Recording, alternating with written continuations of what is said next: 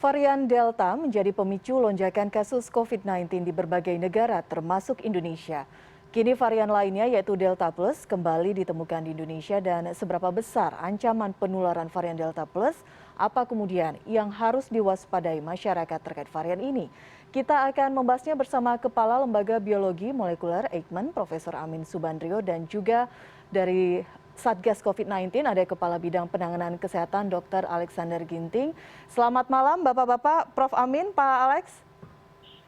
Selamat malam. Selamat malam, Elvira. Terima kasih waktunya malam hari ini.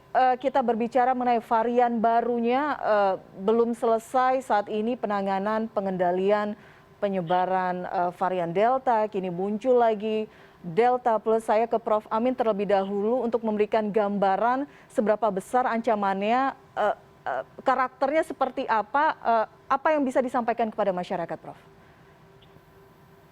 Ya, terima kasih Mbak Elvira. Jadi kita sudah mengenal Delta sejak beberapa bulan terakhir ya. Pertama kali ditemukan kan bulan Januari, tetapi meningkatnya itu sejak bulan April ya. April kemudian Mei naik ke tajam dan Juni itu tinggi sekali. Itu yang varian Delta dan sejauh ini sampai dengan hari ini sudah dilaporkan varian Delta itu 1027 sekarang.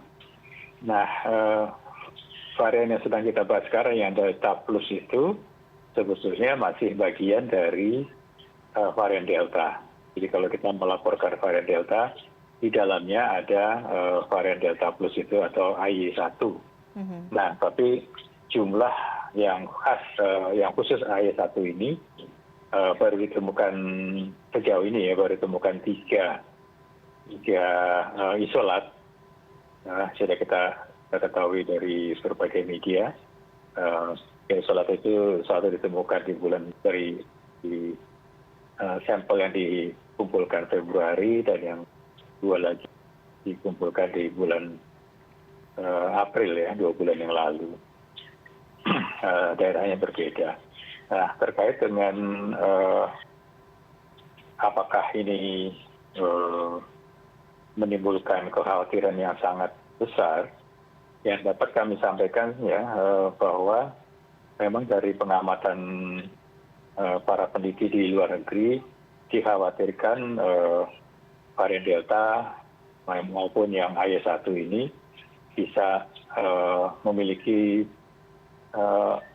salah satu atau dua dari 4 sifat yang dikhawatirkan dari varian-varian baru, yaitu mungkin menular lebih cepat, yang kedua bisa lolos dari diagnosis PCR, yang ketiga menimbulkan gejala klinis yang tidak biasa, dan yang keempat adalah mungkin dia bisa lolos dari antibodi pasca vaksinasi maupun pada para penyintas. Nah, tapi dari keempat sifat itu yang sudah bisa diamati adalah meningkatnya kecepatan menular. Itu yang lebih kelihatan. Sedangkan yang lainnya, apakah dia menimbulkan gejala lebih berat dan sebagainya, kita belum punya data yang cukup kuat ya, apalagi untuk Indonesia. Karena kita juga mengamati banyak kasus yang terinfeksi varian Delta, ternyata kasusnya relatif ringan, cepat sembuh. Sedangkan sebaliknya yang kasus-kasus berat itu tidak semuanya disebabkan karena Delta. Ya, jadi sekali lagi belum ada hasil penelitian yang konklusif keterkaitan varian Delta ini dengan berat ringannya penyakit. Tetapi tidak berarti kemudian kita bisa bersantai. Ya, kita tetap harus mewaspadai varian ini apabila memang dia kemudian menunjukkan sifat-sifat tertentu, apalagi kemudian dia bermutasi lagi menjadi membentuk beberapa turunan ya, yang seperti katakanlah sekarang sebagai Delta Plus. Ya, itu kan ada tambahan mutasi tadi sudah disebutkan di posisi 417 ya, di mana lisin diganti dengan asparagin. Demikian, Mbak. Baik, untuk Delta ini kan memang saat ini berbagai negara cukup cukup kewalahan begitu ya Prof ya, karena seperti tadi Prof sampaikan penularannya sangat cepat, belum ada satupun negara yang berhasil mengendalikan 100% begitu. Ada juga yang mengatakan bahwa saat ini memang kita harus lebih concern kemungkinan karena disebut-sebut sebagai penularannya airborne. Kemudian juga ada yang mengatakan bahwa penularannya seperti cacar air begitu, dalam artian sangat sangat mudah penularannya. Bagaimana Prof menanggapi ini? Ya memang dikhawatirkan dan juga sudah sering dimunculkan di media-media bahwa varian Delta ini bisa disebarkan lewat udara, ya tidak lagi droplet. Kemudian orang berpapasan 15 detik saja sudah bisa tertular. Kita belum bisa mengkonfirmasi klaim-klaim itu, ya karena secara virologi virus ini tetap aja virus SARS coronavirus 2 yang ukurannya relatif besar dan dia tetap berada di dalam droplet, ya. Jadi belum ada informasi yang bisa mengkonfirmasi ini penerbangan sendiri gitu. Tidak demikian. Tentu di beberapa setting misalnya di rumah sakit mungkin terjadi aerosol karena beberapa prosedur yang ada di rumah sakit, ya. Tetapi pada umumnya tetap sifatnya adalah droplet. Nah, hanya saja memang karena beberapa mutasi yang ada di varian Delta itu, dia bisa mengikat reseptor pada sel manusia itu lebih kuat, sehingga dia masuk ke dalam sel itu juga lebih cepat. Nah, ini yang menyebabkan penularannya lebih tinggi. Jadi, kalau kita cermati berbagai pengamatan, viral load-nya memang lebih tinggi, ya. Kemudian masa inkubasinya lebih pendek.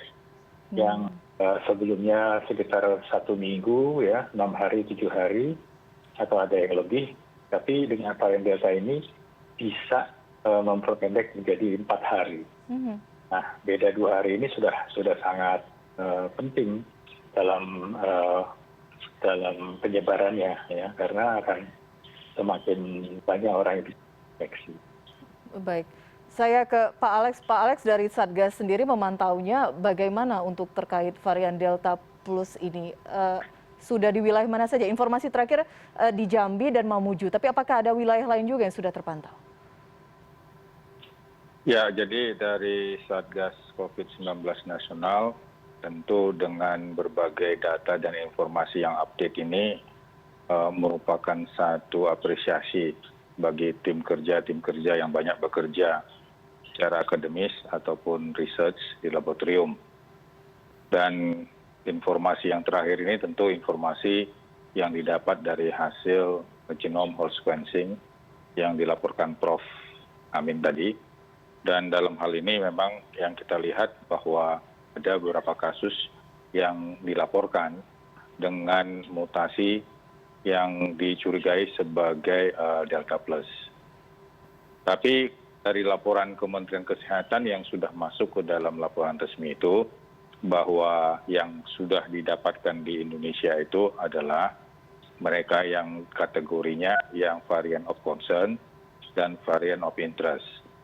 Jadi kita tidak hanya fokus di Delta Plus, tetapi juga ada mutasi lain yang memang sudah bisa kita deteksi apakah di Jawa Bali maupun di bukan Jawa Bali, termasuk juga di kabupaten kota dan termasuk juga di desa dan di pedalaman di Kalimantan Timur, kemudian di Kalimantan Selatan. Jadi dalam hal ini ada B117 yang disebut dengan alpha, B1351 yang disebut dengan beta, atau juga B1617.2 delta, dan demikian juga dengan beberapa yang masuk dengan varian of interest. Dalam hal ini ada yang dikatakan kappa, eta, dan iota. Tapi apapun mutasinya, karena memang virus ini tetap adalah SARS-CoV-2, sebagaimana yang disampaikan Prof, dan kemudian karakteristiknya juga sama, kecepatan transmisi dan virulensinya yang berbeda, sehingga memberikan gambaran infeksi juga yang berbeda. Tetapi pola penularannya hampir sama, oleh karena itu kita tetap menyarankan bahwa 3M, menjaga jarak, cuci tangan, memakai masker, menghindari kerumunan, ini adalah kunci pertama. Yang kedua, semua kita harus divaksinasi. Berapapun efikasinya, berapapun proteksinya, kita semua harus menjalankan vaksinasi. Yang ketiga, kalau kita bergejala, kita terinfeksi, kita terkonfirmasi, maka kita harus lapor supaya kita masuk dalam kategori pelacakan kontak. Jadi kontak tracing ini adalah salah satu pilar untuk melihat pola dan menghentikan penularan. Jadi kalau kita kasus terkonfirmasi, kita kontak erat, kita bergejala, kita harus melaporkan ini ke Satgas Tracing yang sekarang ada di PPKM desa, termasuk juga di PPKM kelurahan. Jadi kita harus melaporkan diri sehingga Satgas Tracing akan bisa bekerja secara maksimal dan kemudian memisahkan mana yang sakit, mana yang kontak erat, dan mana yang mereka yang masih sehat. Ini mungkin yang harus kita optimalkan dan memang kita tetap mewaspadai ada mutasi-mutasi baru, tetapi penularan, infeksi ini harus bisa kita hentikan. Dengan demikian, apapun variannya, apakah alfa atau beta atau delta, ini dengan sendirinya juga akan bisa kita hindari. Persoalannya juga yang kedua adalah di hilir, di rumah sakit. Para klinisi tentunya atas bantuan dari berbagai peneliti, mesti memahami karakteristik perubahan atau perburukan kasus oleh karena varian-varian tersebut. Misalnya kenapa sekarang masuk di UGD semuanya dengan pneumonia dan kemudian sedang, berat, dan kritikal. Berbeda dengan tahun 2020 di mana kasus ringan lebih dominan dan kemudian fase sedang. Dan ini juga menjadi pertanyaan dan harus bisa dijawab oleh para klinisi dalam memberikan respons pengobatan yang cepat dan tepat baik di UGD maupun di ruang isolasi maupun juga di ICU. Kita tahu bahwa semua ini akan mengakibatkan terjadinya infeksi, pneumonia, inflamasi, kemudian koagulasi, dan kemudian juga hipoksemi. Dan para klinisi memang sangat perlu dengan kekayaan informasi tersebut, sehingga dengan demikian dalam tata kelola klinisnya bisa memberikan respon yang cepat. Sementara di hulu, ini juga perlu informasi ini agar dengan demikian kontak tracing dan kemudian isolasi mandiri, isolasi terpusat bisa diatur dan dikelola dengan sebaik-baiknya. Oke, baik. Pak Alex, sedikit tadi karena sudah menyinggung masalah testing. Kita kan targetnya 400.000 Pak ya per hari ya. Tapi tampaknya memang jumlahnya relatif beberapa hari sebelumnya sempat menyentuh angka 228.000.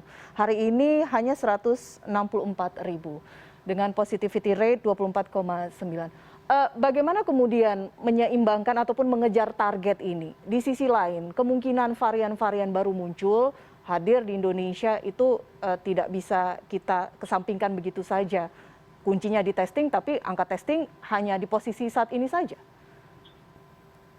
Ya, jadi sebagaimana instruksi Mendagri nomor 24, 25, 26, kendati pun ini berlaku di Pulau Jawa, Bali, dan di luar Jawa, Bali, dan level 4 dan PPKM juga untuk PPKM Mikro, level 3, bahwa semua spiritnya adalah ditugaskan untuk melakukan kontak tracing. Dan kontak tracing itu untuk setiap kabupaten kota, untuk di setiap desa, kelurahan sudah mempunyai target. Oleh karena itu memang pemerintah sekarang sedang giatkan, mengaktifkan seluruh kontak tracing di dalam PPKM desa ataupun PPKM kelurahan. Karena ini merupakan salah satu instrumen kita untuk bisa melihat mana yang terinfeksi, mana yang bergejala, mana yang kontak erat. Jadi kalau misalnya data itu berubah, itu memang sesuai dengan dinamika lapangan dan juga dinamika entry data. Karena Satgas Tracing itu ada dua kategori. Ada yang dilaksanakan berbasis kepada tracing lapangan, tapi ada juga yang berbasis kepada aplikasi. Dua-dua ini harus terpenuhi dan dua-dua ini harus komplementer, harus bisa dijalankan. Baik. Tidak bisa kita mendigitalisasi seluruh desa dan kelurahan se-Indonesia. Karena kita beragam dan kemudian juga kemampuan penduduknya juga berbagai macam, sehingga kedua instrumen tersebut harus berjalan. Dan atas arahan Kasatgas COVID-19 Nasional, Letnan Jenderal Ganip Warsito, maka kontak tracing yang berbasis digital yang saat ini sedang diaktifkan Satgas, sedang disiapkan untuk masuk ke desa-desa dan kelurahan. Demikian juga dengan Satgas lapangan, di mana tracing lapangan ini akan dibantu oleh Babinsa dan Babin Kaptipmas. Ini akan bekerja sama untuk bisa menyisir seluruh area yang ada di daerah desa dan di daerah kelurahan melalui berbasiskan PPKM Mikro. Tentu dalam hal ini, lurah dan kemudian juga kepala desa sangat berperan penting. Tapi sifatnya adalah semua kolaborasi dan semuanya mengambil peran dan semuanya berkontribusi. Dan tujuannya hanya satu, bagaimana semua ini bisa kita menyelesaikan masalah pandemi ini dengan iman, dengan aman, dan dengan imun. Oke, salah satu target lain yang juga sudah disampaikan Pak Presiden hari ini mengenai vaksin, Bapak-Bapak diharapkan akhir tahun ini 2021 70% target untuk vaksinasi untuk program nasional ini bisa tercapai. Bagaimana cara selanjutnya? Kita akan bahas usai jeda, tetap bersama kami.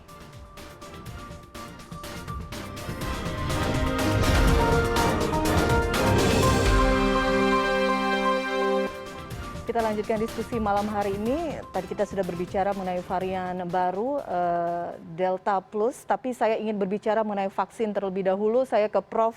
Amin. Prof, Presiden sudah mengatakan pada akhir tahun diharapkan sudah bisa tercapai target 70% untuk program vaksinasi nasional. Tapi sebelum kita berbicara mengenai itu juga, ini kan kemudian ramai masalah booster vaksin, vaksin dosis ketiga, Prof.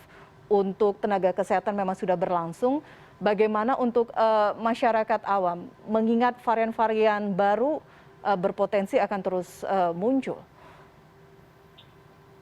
Ya, sebetulnya timing untuk booster itu tidak tergantung dari varian-varian yang baru ini. Ya. Yang penting kita melihat berapa tinggi kadar antibodi yang ada di orang-orang yang sudah divaksinasi dan seberapa banyak kekebalan itu sudah terjadi di masyarakat. Ya, itu yang akan menentukan karena dari berbagai penelitian yang dilakukan oleh para pengembang vaksin itu disebutkan bahwa vaksin-vaksin yang sekarang sudah dipergunakan itu masih efektif untuk mengendalikan virus SARS-CoV-2 ini termasuk varian Delta. Dan WHO juga pedomannya sampai saat ini, selama vaksin itu memiliki efikasi di atas 50%, itu masih bisa dipergunakan. Ya, jadi kita saat ini memang sudah waktunya untuk merencanakan pemberian booster atau suntikan ketiga, mengingat suntikan pertama kan dilakukan bulan Januari. Sudah bulan Juli habis, berarti sudah lewat 6 bulan. Kenapa 6 bulan? Karena dari beberapa studi menunjukkan bahwa antibodi yang ada di beberapa individu ya, yang menjadi contoh waktu itu, yang pertama tentu dari para penyintas COVID, itu antibodinya bertahan sampai sekitar 8 bulan. Sedangkan studi yang dilaporkan oleh sementara ini ya, walaupun belum resmi, dari teman-teman di Bandung, itu setelah 6 bulan memang terjadi penurunan antibodi. Nah, jadi dari fakta itu tentu kita harus sudah memikirkan strategi untuk memberikan vaksin yang ketiga. Nah, dengan tanda petik keterbatasan jumlah vaksin sekarang ini, tentu kita harus menetapkan prioritas. Jadi sekarang yang sudah diterapkan adalah mendahulukan memiliki risiko terpaparnya lebih tinggi, yaitu teman-teman kita tenaga kesehatan yang di front line, yang berinteraksi langsung dengan pasien-pasien. Ya, dan sekarang sudah dimulai di beberapa tempat untuk memberikan suntikan ketiga. Tapi tentu di sisi lain kita juga harus berusaha agar suntikan ketiga itu tidak memperlambat pemberian suntikan yang pertama dan kedua, karena coverage itu seperti yang diharapkan oleh Bapak Presiden, coverage penyuntikan itu harus mencapai sekitar 70% itu pada akhir tahun ini. Nah, jadi memang kita harus ada keseimbangan ya. Satu sisi kita harus menggenjot menambah jumlah orang yang divaksinasi, di sisi lain juga kita harus tetap mempertahankan level proteksi di kalangan, terutama kalangan nakes. Baik. Terima kasih. Baik, Pak Alex, bagaimana dari Satgas, Pak, untuk menyeimbangkan ini? Di satu sisi memang kita harus mengejar untuk target vaksinasi, seperti yang disampaikan Presiden hari ini, tapi juga ada kebutuhan tadi seperti Prof. Amin sampaikan untuk dosis ketiga, mengingat kemungkinan rentangnya hanya 6 bulan untuk antibodi pasca vaksin. Ya, jadi vaksinasi itu dinamikanya cukup tinggi karena kita juga mengikuti dinamika infeksi yang terjadi di berbagai zonasi wilayah.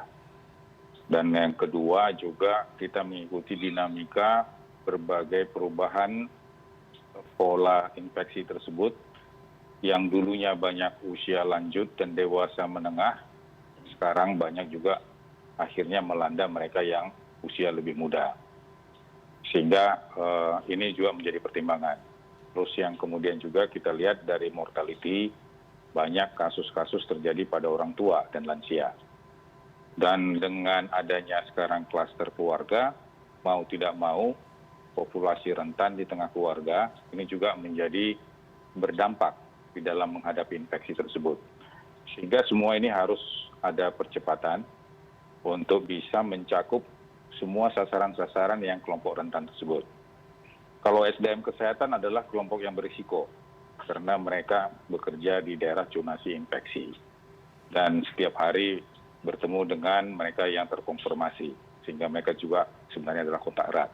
Sehingga SDM kesehatan yang pertama sudah mendapatkan vaksinasi dan kalau kita lihat persentasenya cukup baik sehingga hampir 99% baik vaksinasi satu maupun vaksinasi kedua. Sehingga dalam 6 bulan ini karena kita lihat ada pola dan gelombang kedua infeksi ini melanda dan memberikan respon terhadap rumah sakit, maka perlu kita pikirkan SDM kesehatan untuk mendapat booster ketiga ataupun suntikan ketiga. Dan yang kedua adalah lansia. Lansia ini kalau kita tidak salah kita programkan ini lebih kurang 22 juta atau 21,5 juta, tapi penyerapannya ini masih kecil. Jadi ini menjadi tugas kita bersama, baik di tingkat desa, kelurahan maupun perkotaan, untuk bisa mendorong lansia, mendampingi lansia untuk mereka vaksinasi. Tentu harus diciptakan akses dan akselerasi sehingga lansia yang jumlahnya 21,5 juta tersebut bisa diserap lebih tinggi. Dan kemudian yang harus kita pikirkan juga adalah remaja. Jadi remaja, anak sekolah, di mana dalam hal ini kita lagi menunggu rekomendasi ITAGI, sehingga vaksinasi untuk remaja dan anak sekolah ini bisa diselenggarakan dengan cepat untuk mengantisipasi ada perburukan oleh karena mutasi, sehingga remaja usia belasan tahun dan juga kemudian anak-anak bisa direkomendasikan untuk bisa dilaksanakan. Dewasa muda juga sekarang sudah menjadi target dan mereka berada di petugas publik dan tentu ini bisa menjadi sasaran-sasaran untuk vaksinasi. Nah, yang terakhir adalah bagaimana serbuan ini bisa berjalan baik. Serbuan ini bisa berjalan dengan baik kalau ada vaksinator, ada tempat sentra vaksinasi, dan kemudian ada supply. Jadi supply tergantung kepada cold chain-nya, sentranya tergantung kepada lokasinya, serbuannya itu tergantung kepada vaksinator dan semua penyelenggara supaya vaksinasi ini bisa berjalan dengan baik.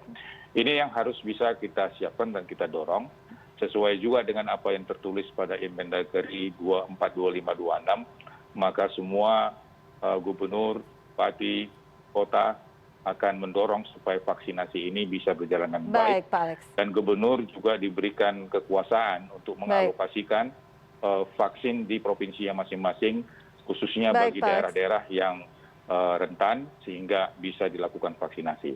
Dan vaksinasi ini menjadi tugas dan tanggung jawab kita bersama semua.